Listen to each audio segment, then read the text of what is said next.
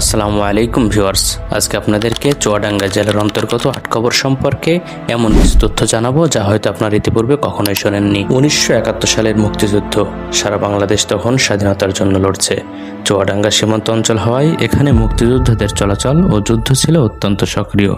3 August commander Hafizur Rahman জোয়ারদারের নেতৃত্বে একদল মুক্তিযোদ্ধা দামোহদা অঞ্চলের একটি ক্যাম্পে অবস্থান নেন, কিন্তু স্থানীয় রাজাকারদের মাধ্যমে পাকিস্তানি বাহিনী মুক্তিযোদ্ধাদের অবস্থান সম্পর্কে তথ্য পেয়ে যায়। এরপর সাজানো হয় এক ভয়ঙ্কর ফাঁদ। মুক্তিযোদ্ধাদের একটি দল পাগোয়ান থেকে নাটুদা এলাকার দিকে গেলে পাকিস্তানি বাহিনী ও রাজাকার বাহিনী তাদের উপর অতর্কিত হামলা চালায়। শুরু হয় তীব্র গোলাগুলি। দেশের জন্য লড়তে লড়তে সেদিন শহীদ হন 8 জন তরুণ মুক্তিযোদ্ধা। এই 8 জন হলেন হাসান জামান গোকুলখালী, খালেদ সাইফুদ্দিন তারেক পোড়াদহ, রওশন আলম ঝাটিয়াপাড়া, আলাউল ইসলাম খোকন চুয়াডাঙ্গা সদর, আবুল কাশেম মাছেরপাড়া চুয়াডাঙ্গা, রবিউল ইসলাম মমিনপুর, কিয়ামউদ্দিন রোয়াকলি, হাফাজউদ্দিন চন্দ্রবাস। সবচেয়ে হৃদয় বিদারক ঘটনা, যুদ্ধ শেষে শহীদদের মরদেহ পরিবারের কাছে দেওয়া হয়নি। পাকিস্তানি বাহিনীর নির্দেশে রাজাকাররা পাশাপাশি 2টি বড় গর্ত খুঁড়ে 8 জনকে একসাথে দাফন করে।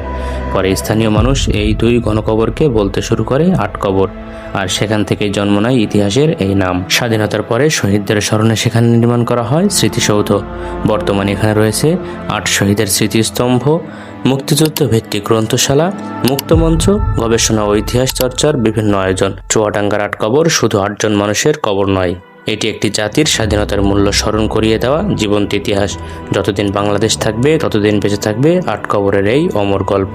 ভিডিওটি যদি ভালো লেগে থাকে তাহলে শেয়ার করে দিন এবং এ ধরনের ইনফরমেটিভ ভিডিও পেতে আমাকে ফলো করে রাখতে পারেন।